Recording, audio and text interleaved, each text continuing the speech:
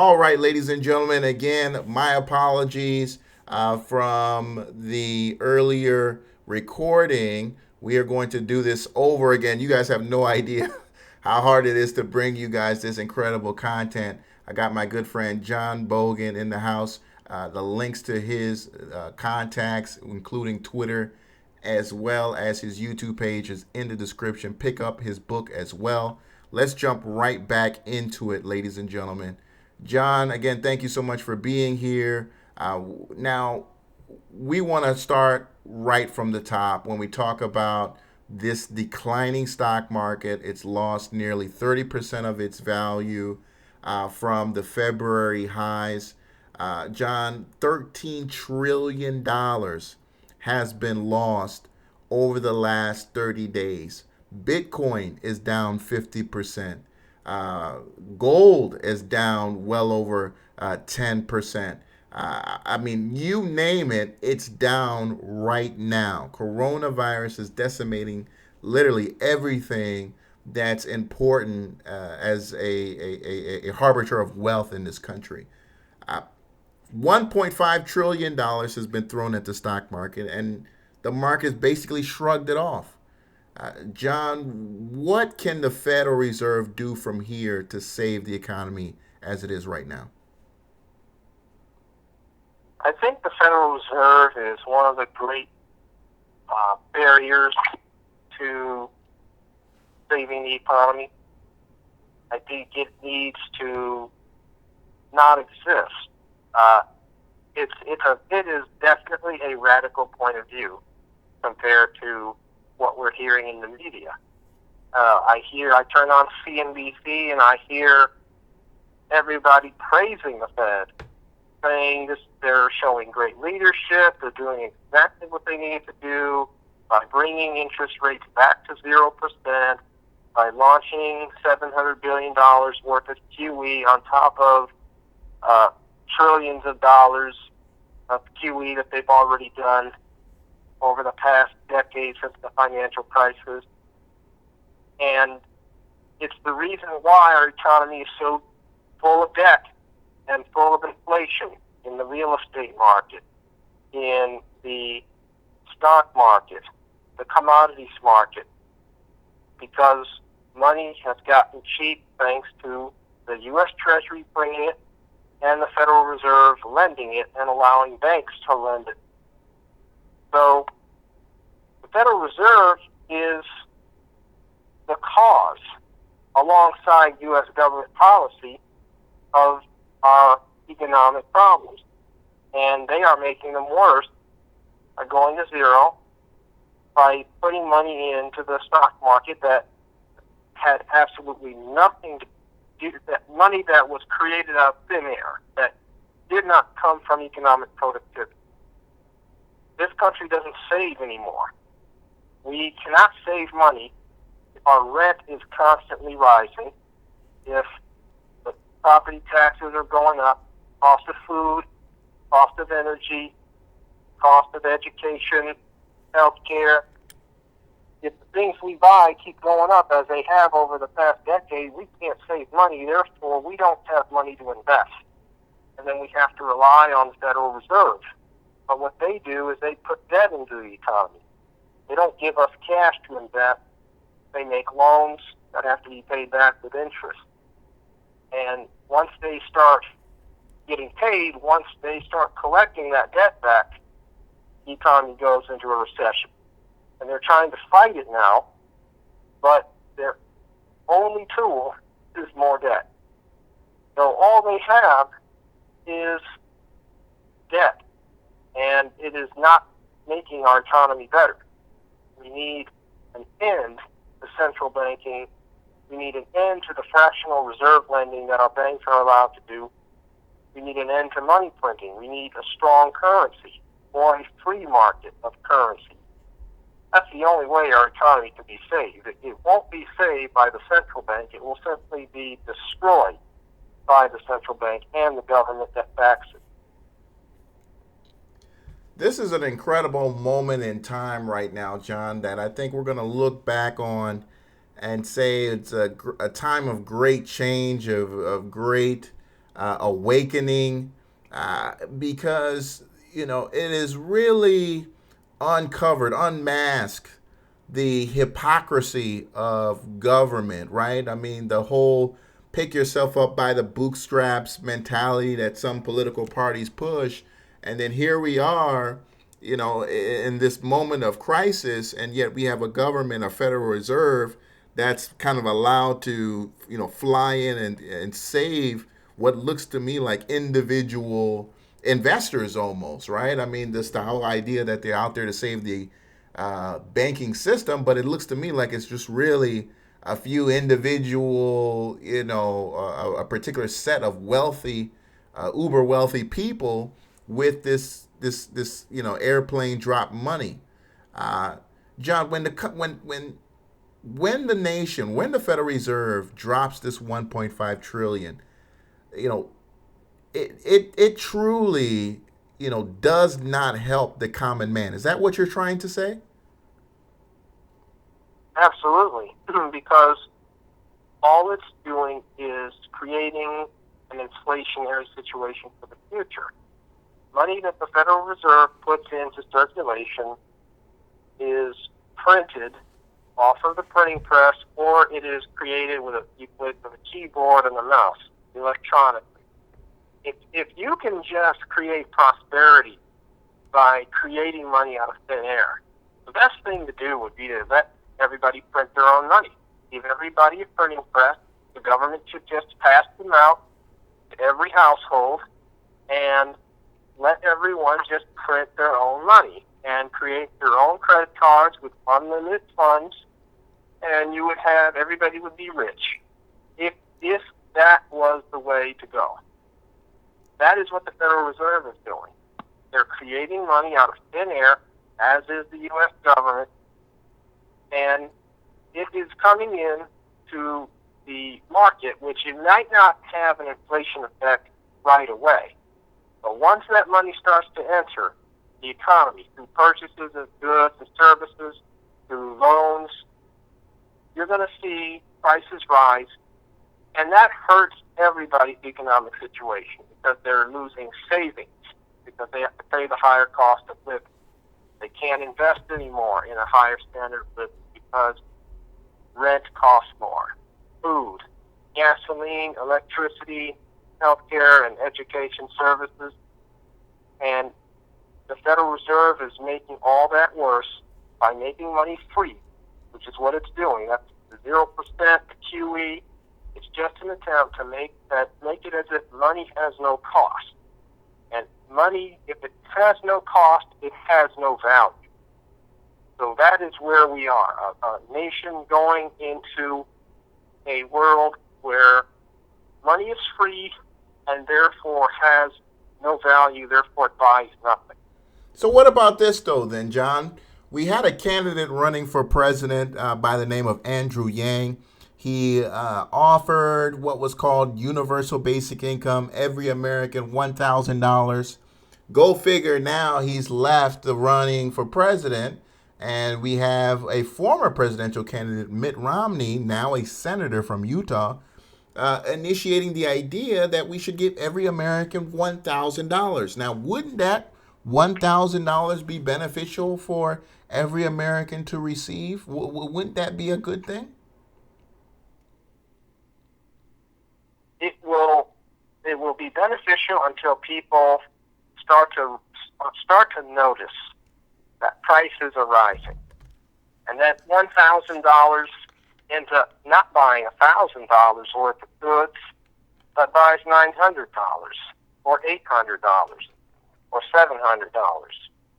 That's what happens to the value of money as you create it out of thin air and pump it into circulation. The people who get the money first, they're the ones who get the best benefits. But once that money has been circulating for a while and is raising prices, the people who receive the money maybe 6 months later, that money has been lost. The value of that money has been lost. So ultimately, this does not help people over the long run. In the short term, you might be able to see a benefit, But over the long term, everything gets more expensive and at a rate higher than the amount of money that they're getting. So this is really a short-term, I wouldn't even call it a solution. It's a short-term gimmick to make people feel like they're being taken care of. But over the long term, that money, because I can see people getting $1,000 and using it up in a week or in a month, and then asking for another 1,000, and then another 1,000, and before you know it, inflation has gone up to the point where people now are asking for $5,000 or $10,000. Inflation is just not the way, and the government has no money. It's in 23, going on $24 trillion of debt. The economy is not even producing more than $20 trillion. So it has no money to give. It has to print it up, and that is why the money's value is declining, has been declining for generations, and will decline even faster now because of stimulus packages that are fresh off the printing press that are going to come and circulate in the economy and cause the value to drop lower. And ultimately, people are not going to be satisfied. They're just going to feel good for maybe a few weeks, few months, but then people will be right back to the government asking for more because that value, the money's value, has been lost over that time. John, what about this then? We had President Trump announce that he's going to suspend all interest payments on federal student loans. Is that going to hurt the value of spending power? Now that it's been suspended, could it ever be reinstated? Or could we see this be the beginning to the federal government just saying, you know what, nobody pay their student loans back?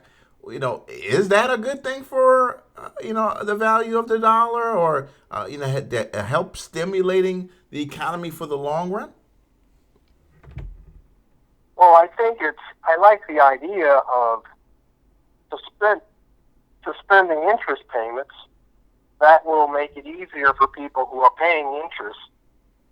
That way, those people now have money they can save because now they're not paying the interest. I think the federal student loan program is one of the worst programs ever created because now we have $1.6 trillion of student loan debt. Suspending the interest payments are good. It will allow people to save money. Some people are paying hundreds of dollars a month in interest payments. So to suspend that would help their own financial situation. But then what about when it gets reinstated? Then now people have to pay interest again. And all because they had to borrow money to go to school because the price of school went up as a result of people being given loans to go to school starting back in the 60s. I think the federal student loan program should be abolished, as I call for in my book, because it is the reason why people cannot afford to go to school unless they're very wealthy, or they go to the federal government for loans. So this is a good gesture economically. There's a positive side, but it's not solving the student loan situation. What would solve it is getting rid of the student loan program. We are in the midst of now well over 1,000 high schools, colleges, and universities have now canceled for classes, either for the month or for the whole year. Many of them, are basically, I'm guessing, still going to be receiving federal student aid funds for the whole year, as if these students are going to be still in class. Me and you grew up in Michigan. Michigan State University is closed now for the whole year. There's been talk that, and I don't want to spend too much time on this, but that seniors who were athletes will be allowed to come back for next semester. So basically another fall to do their senior year over again. So John, I mean, these people may receive another year of tuition from the federal government in order to do their senior year over again to play sports. That's what I'm kind of talking about, the athletes here. What is your idea that, well, do you think that taxpayers should pay for another year of students to be able to fulfill their senior year athletic ambitions, or is this an unfortunate event that they need to just kind of suck it up and go out into the real world? No, I do not believe taxpayers should be paying for that. Most things that taxpayers pay for, I don't believe they should pay for. I talk at length about this in my book, Say No to Big Government. Taxpayer dollars, unfortunately, are backing almost every activity in the economy when there's simply nowhere near enough to afford that. So taxpayers are on the hook for money that simply doesn't exist. And that is the reason why we need to have a real recession. There's a lot out there that needs to be liquidated. A lot of businesses, schools, institutions. We're trying to prop up an economy that cannot exist with the money that we have. Taxpayer dollars they've been doled out by the trillions over the last several generations to try to fix poverty, try to fix education, to try to give health care to people. And what it has gotten us is more debt than we can afford to pay, and a lot of people who are still left out of being taken care of by the system. So we need to detach ourselves from government and start thinking of a better way. The better way is to have a free market, is to let people. I think all the schools really should be privatized. I think that schools need to, and I make this point in my book, education would improve. It would get cheaper and it would get better if you allowed every school the right to raise its own money and to manage itself in terms of its curriculum, its student body. You would have schools competing against each other. I could see so many different outcomes. I mean, should a student spend 4 years in school or in high school, or 3 or 5? I have no idea. But you get all of these ideas being tested in the marketplace, and the best ones are going to be the prevailing system. But taxpayer dollars end up ruining all that, because taxpayer dollars go to whoever has the deepest pocket as far as a lobbying organization, and they don't ever get the best outcomes when the government is in charge of financing and managing something.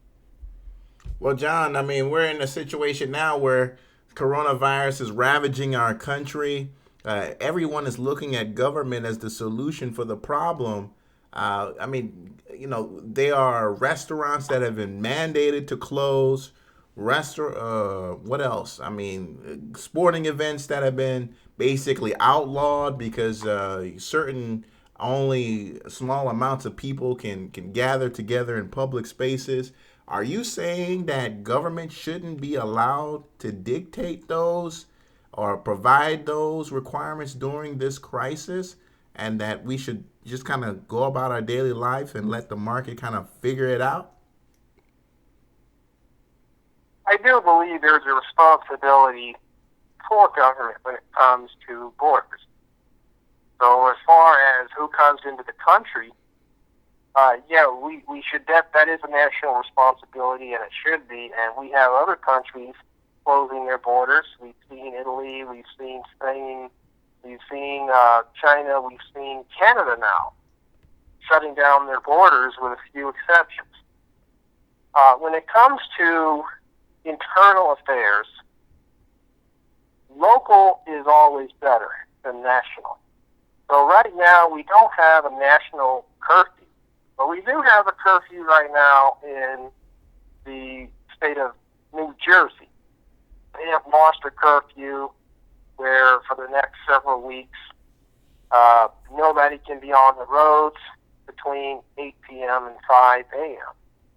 And we have the governors of several states shutting down bars, restaurants, movie theaters, schools, and we've got cities that have also taken the lead. I like the idea of businesses really taking a lead, and we've seen that. I mean, we've seen businesses decide that they're going to close, or they're going to limit how many people are at work. I would rather that the marketplace take the lead on this and people choose to self-quarantine or choose to use sanitizer, choose to protect themselves when they interact with people. So, John, don't you think that those of us who are irresponsible and who are not upholding to self-quarantining, shouldn't they be punished, by putting others at harm? Shouldn't they be held responsible for, possibly, putting elderly or young people who have special conditions in harm? Yeah, I absolutely think so. There's a case right now of JetBlue. They've actually taken the lead, and they've banned a passenger. I believe the airline is JetBlue. They have banned a passenger who knowingly got on the plane and then found out that they had the coronavirus because, they're trying to contain the virus. And if anyone is on the plane who knowingly has the virus, they are taking that step to make sure that person can't get back on the plane anymore. So we have a passenger who's been banned permanently from JetBlue planes because they got on the plane knowing that they could have the virus because they were already tested and they were waiting for the results to come back, and the results came back positive. So that is an example of what I'm talking about when I say that the marketplace should be in charge. Restaurants, for example, can test people's temperatures. Now that we're seeing that, we're seeing... But you're still thinking, though, that people should be allowed to go out to eat, though. Is that what you're saying? Like they should still be able to go out to eat and go out and go to NBA games and things like that? Is that what you're saying? Is that what you're saying? Well, I'm saying it should be in the hands of those organizations. And I'm glad you brought up the NBA. The NBA has decided to suspend its season until further notice. The government didn't shut down the NBA. The federal government, the different cities that NBA games are being played in, they have not shut those games down. It's the league that took the lead in shutting down the season until further notice. And every sports league has done that. Whether it's hockey, soccer, basketball, they are all taking the lead. And that's a good thing. That's exactly what I'm talking about. They have made the decision to suspend their seasons until they feel comfortable because they have players testing positive for the virus. And once they found out that, they said, we're not going to put everybody at risk. We're going to shut down the whole season just because 2 players in the NBA. And I think it was 1 player who got the virus, and then they made the decision after 1 player got infected to shut down the season. Yeah. So that is what I mean when I say the marketplace is taking the lead. Now, John, what do you say about this then? Because I want to keep this moving. When you talk about the marketplace taking the lead, the marketplace is more than likely going to start laying off thousands of people, most of these people being women, as they are the majority of service industry in America or service industry employees in America. Uh, the Congress is trying to pass a bill that's going to guarantee them what looks to be about 2 weeks of pay. Unfortunately, this bill doesn't include companies that have more than 500 employees. It looks like it's between 50 and 500. Is some real funny business there, being that nearly 45% of companies in America have more than 45 employees. So you're looking at possibly half of Americans who could lose their job not being able to be entitled to this benefit. Uh, do you think it's wrong that government, uh, although right now unfairly giving these people, only a certain group of people, this benefit and not others, but looks like to be, almost like they're kind of cupcaking these big corporations here by not making them also pay up? Uh, is this wrong that you see the government doing this for people? Do you feel like companies should be able to choose whether or not they should pay back or pay employees who they can't help but lay off? Well, I believe absolutely that businesses should have the sovereign right to make that decision. And as you know, I wrote a book about saying no to big government, which means saying no to stimulus packages that come from the government, saying no to programs that require tax revenue, that require printing money, that require new laws and regulations to be passed. Everything that the government is doing right now can be and is in some way being done by the private sector. We're seeing businesses making hand sanitizer out of alcohol and donating it, giving it away, not charging people. We're seeing other businesses donating food, delivering food to people who've been told to shelter inside their homes. We're seeing other businesses waiving fees. Grubhub, for example, the food delivery service, is waiving fees for restaurants that they pick food up from. There's so many ways that businesses and nonprofit organizations are helping to take care of workers who've been laid off, take care of people who've been told to stay home. It's happening.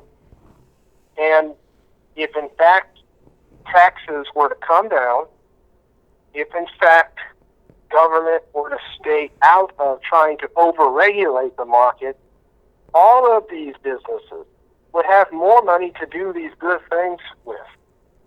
So it makes the case that we should leave it up to the private sector to take care of people who have been laid off.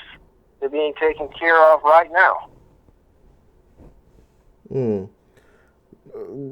Donald Trump has mentioned, the importance, and particularly his vice president as well, the importance of this public-private partnership to solve the coronavirus situation. Obviously, this is a private company that is currently working on this drug that is now entering phase 1 at the fastest rate that many people have seen in many, many years.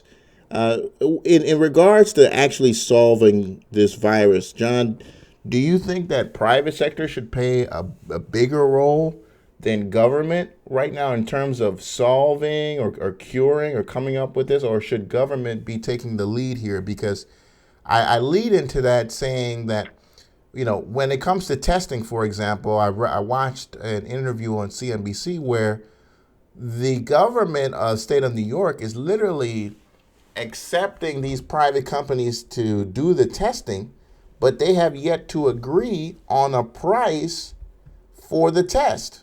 So the state of New York could be on the hook for literally thousands of dollars per test by these privately, owned companies. What do you think about that, John? I mean, should government be out there responsible for all the testing, or or also responsible for developing the cure, or should we just let private sector do it as you say, and then just kind of be on the hook? All right, John, we're back online. So yeah, go ahead and answer that question for us. Whether or not government should be taking the lead at testing, creating the solution, or leaving it in the hands of private entities and been being charged whatever the hell they're willing to charge us.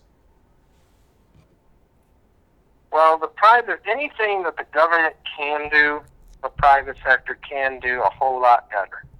So I start with that premise.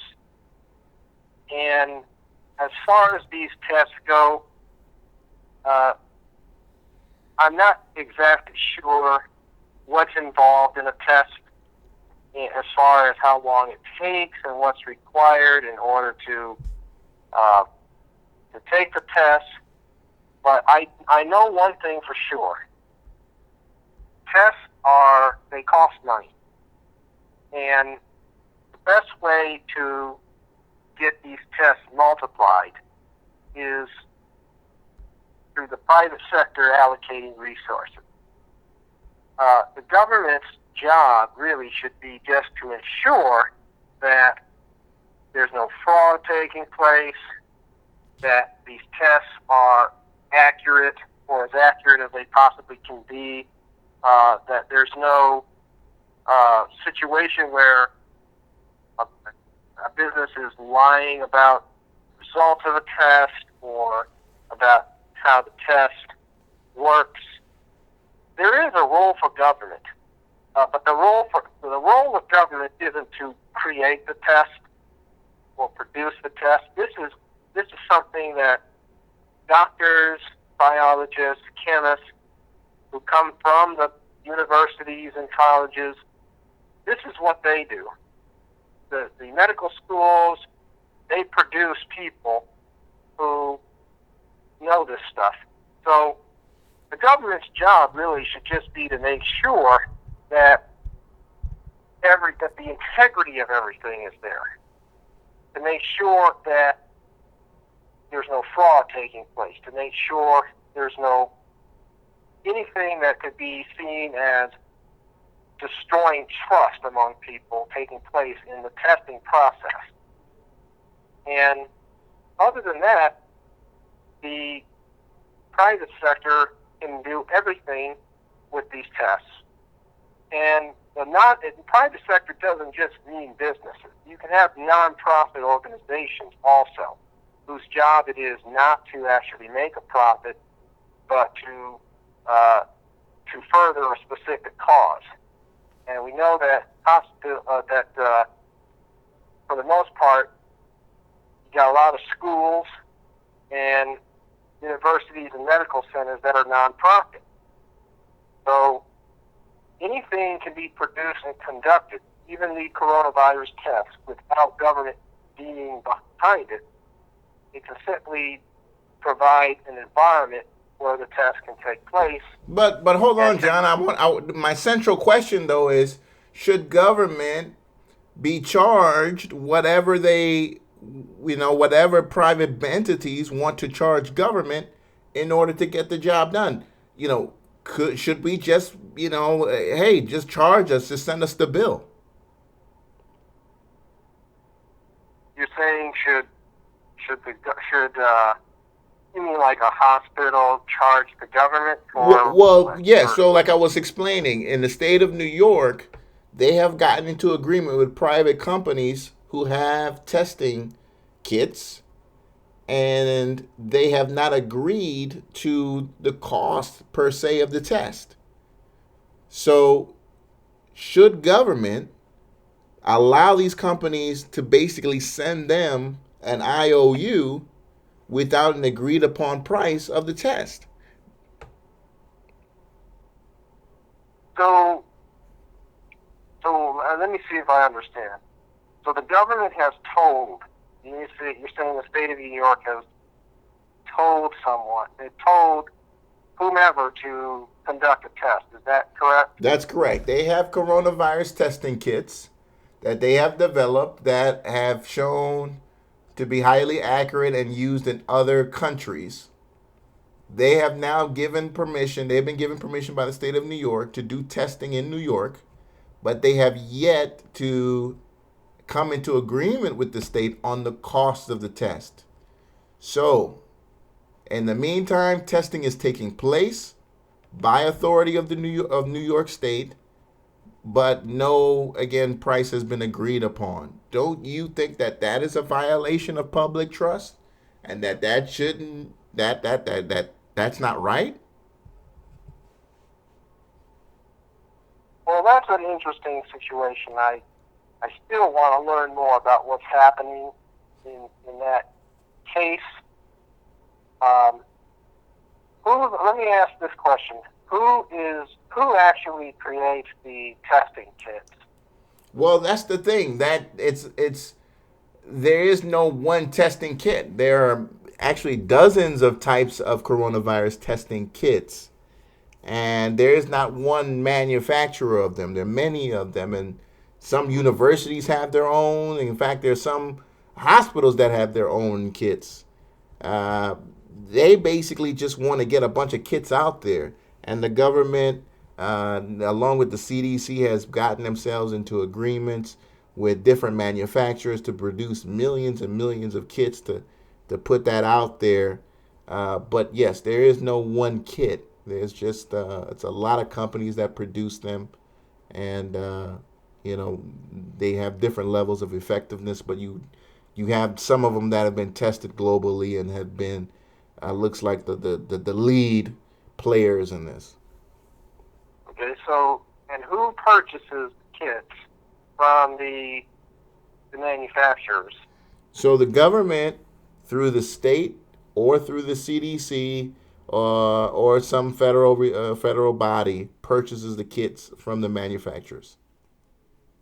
Okay, and so you're saying now the manufacturer can charge the government because the government is the buyer. That's correct.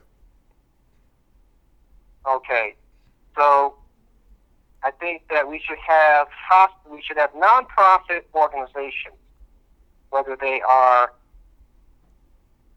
either nonprofit or for-profit organizations like hospitals, medical clinics, or it can just be an organization that is created to help get tests distributed.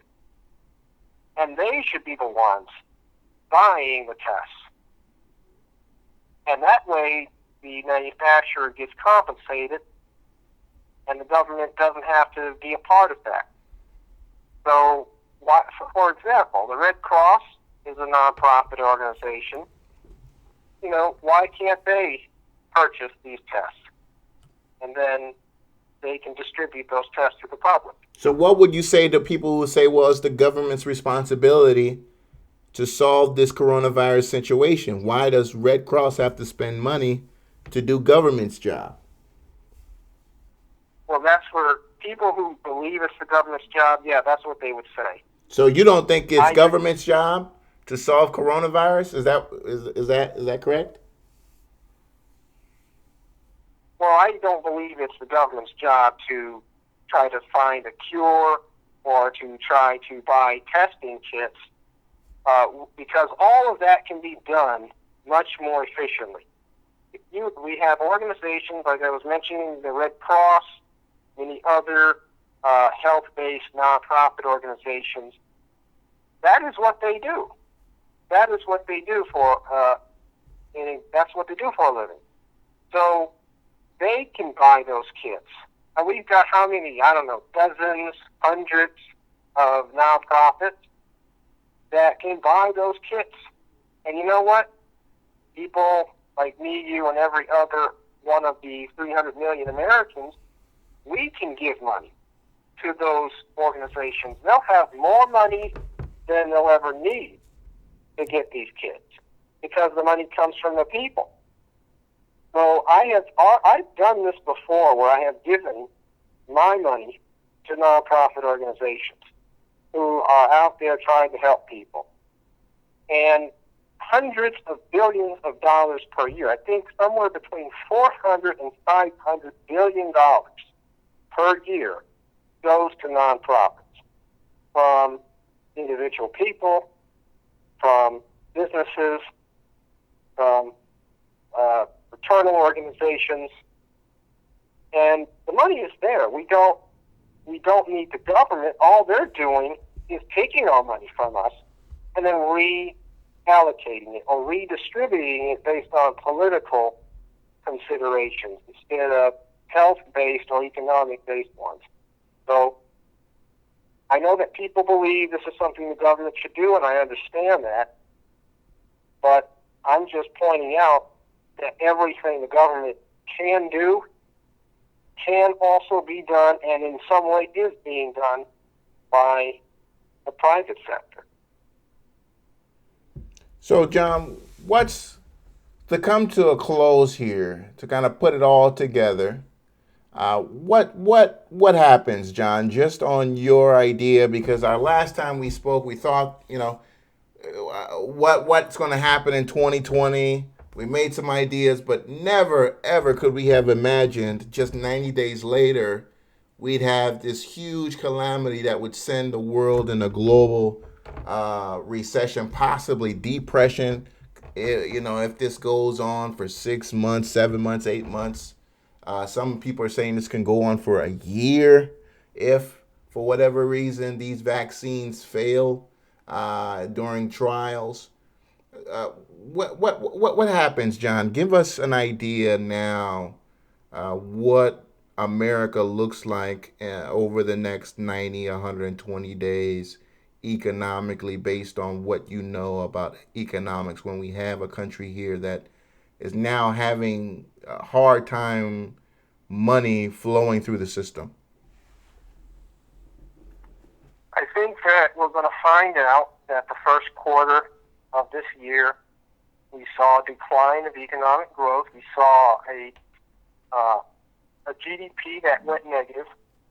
I believe the second quarter will also be negative GDP, which means we have been in a recession for 6 months. I believe that the stock market will continue to trend downward, or at least stay in a bear market.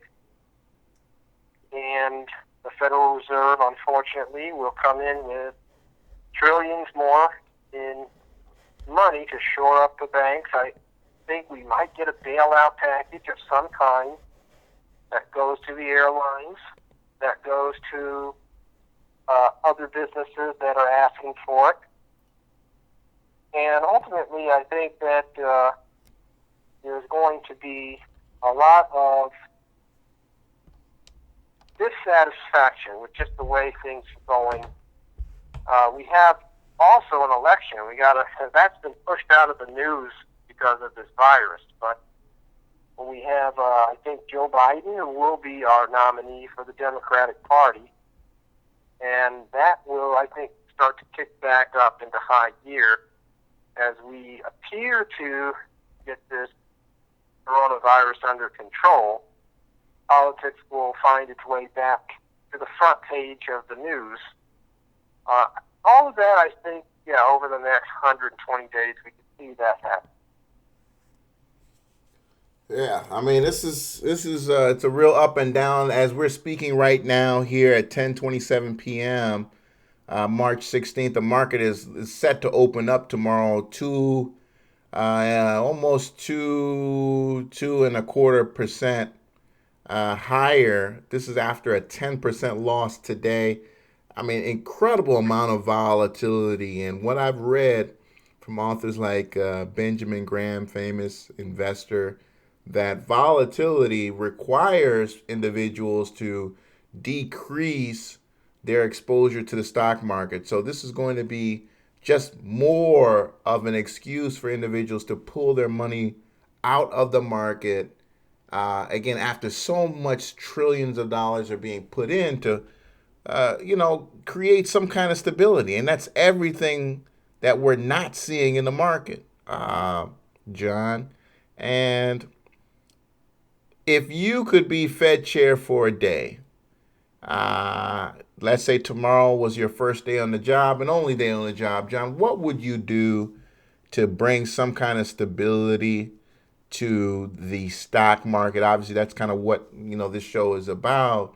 Well, what would you do? Would you remove all the benefits? Would you what would you do, to bring this volatility to an end?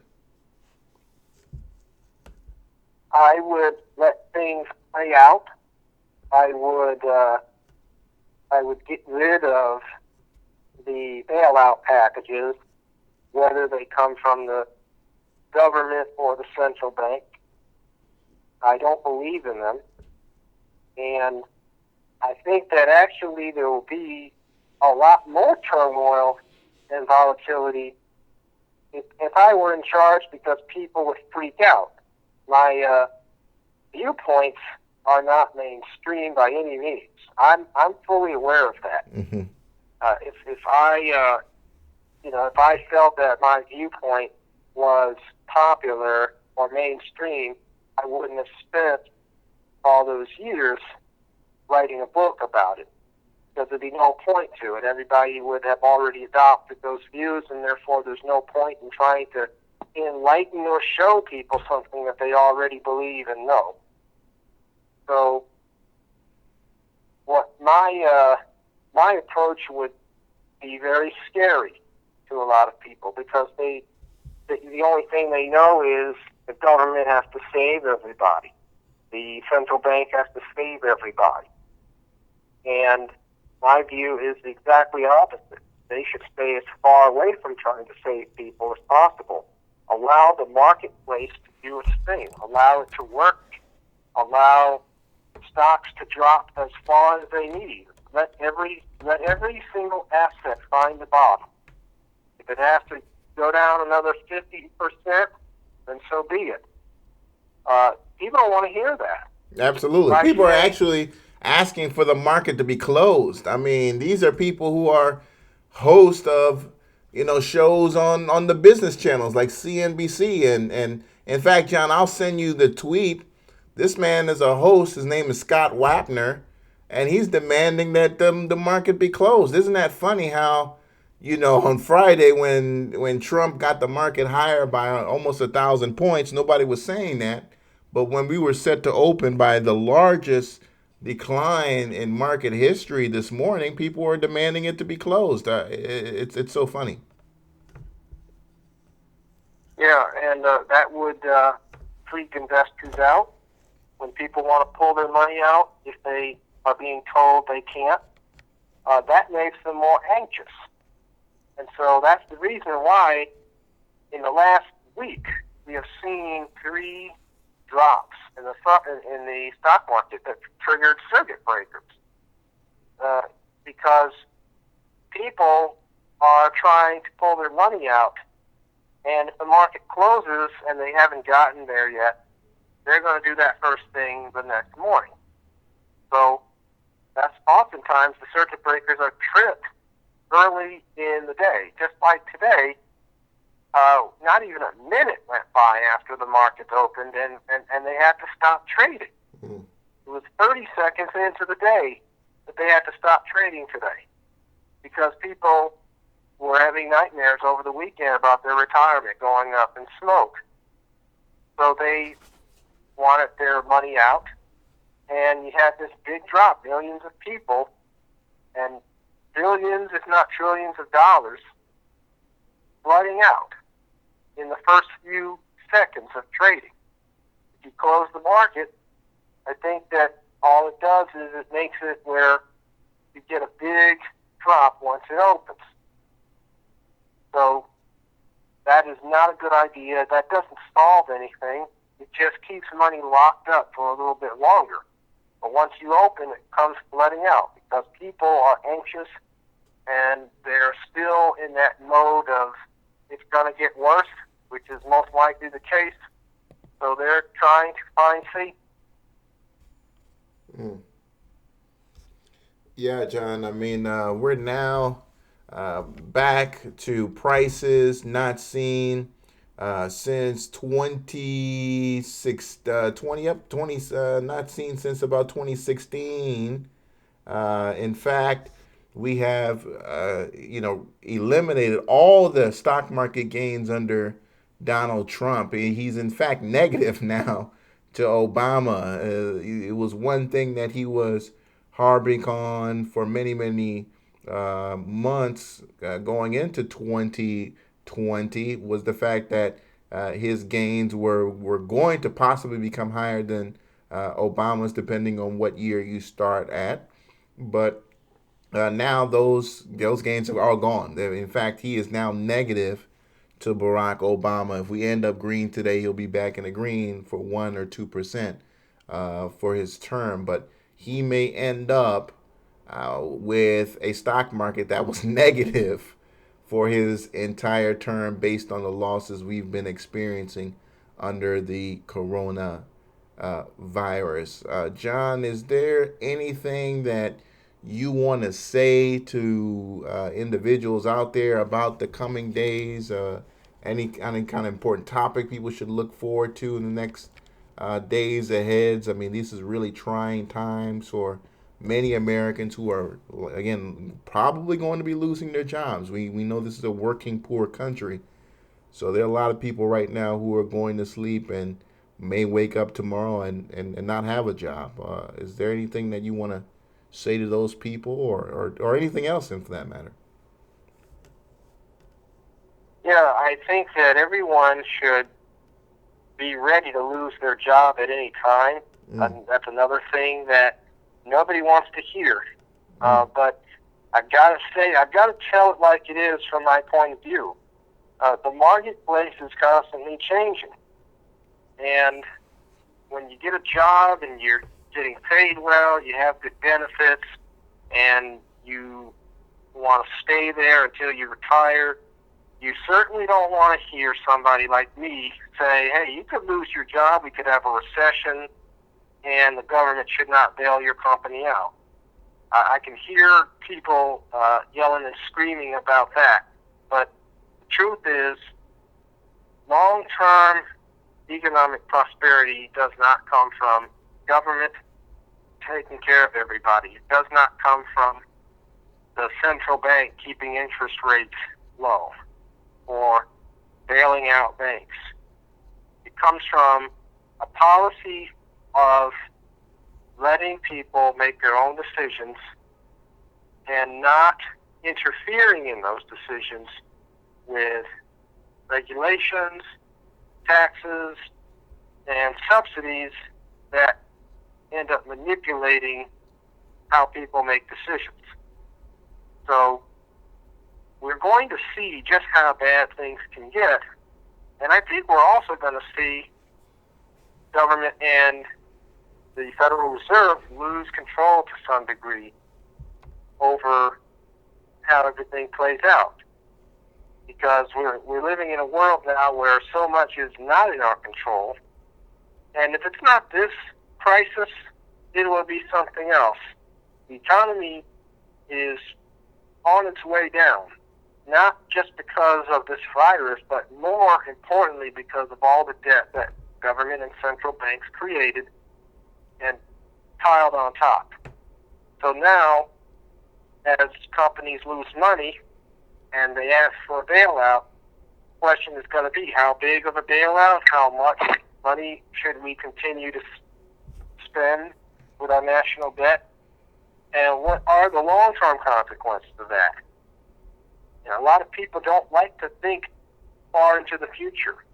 They want to look at the next day, next week, next month, next year even, but they don't want to look at the next decade or next generation.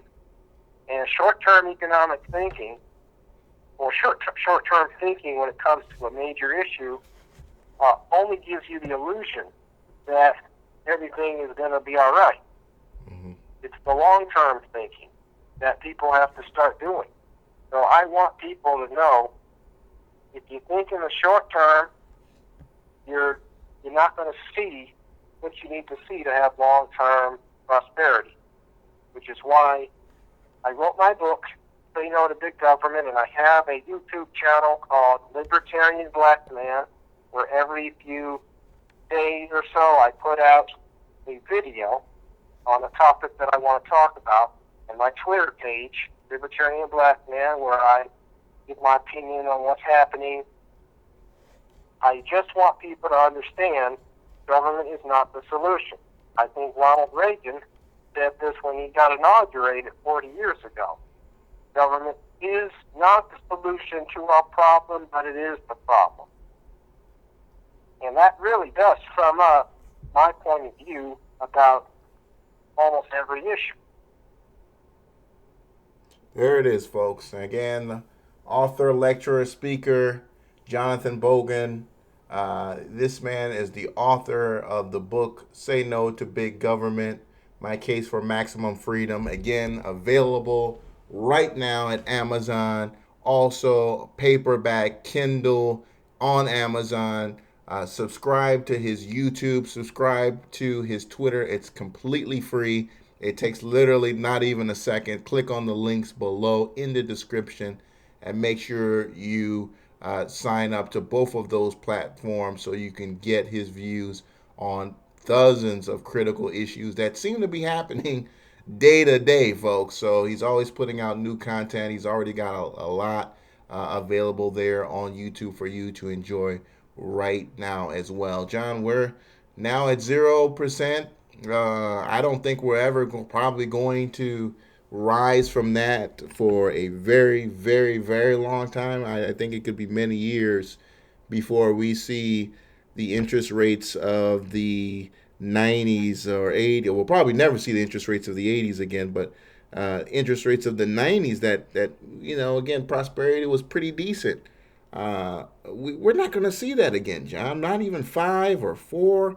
I mean, numbers that we thought were very, very good. Now, John, we can't stay above 1%. That's well, look at that. what. Mm-hmm. Yeah. Well, look at what happened over the past 5 years. After being at 0% for 7 straight years, then we decided to nudge interest rates up by a quarter point every few months. And after getting to 2.5%, we stopped. And then the manufacturing sector went into recession last year, and we started bringing rates down. Keep in mind, they were only at 2.5%. Mm. So we tried to get up from 0, and we could only go up to 2.5%. So I think you're 100% correct in saying there's no way that we could get back to normal interest rates, which are between 5 and 7%, which we had during the 2000s, we had during the 90s, and every time before that. We only got to about halfway up to where normal is. And the only way to get back to normal is to have a major recession. That is the only way. And again, that's one of those things that nobody wants to hear. They don't want to hear someone say, we need a crash in the economy, we need unemployment to rise, we need the stocks and the bonds and all the commodities to drop, we need people to lose their homes. That is something that nobody wants to hear. But there's no way to get back up to normal interest rates unless we accept that reality. Because the interest rates, once they get back to normal, you'll have so many businesses that are in debt who cannot afford that rate. They will default, and everything tumbles into a downturn.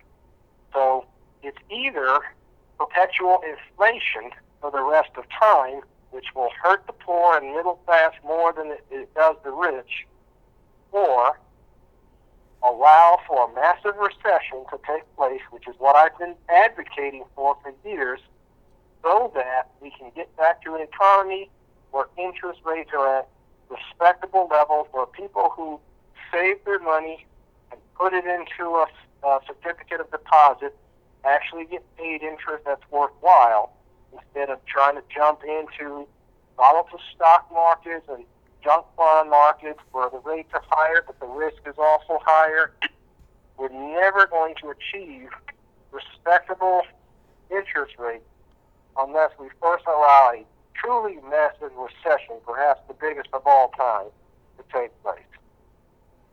There it is, folks. So we'll go ahead and end it there. Again, John, thank you so much for coming on the show. So much information as always.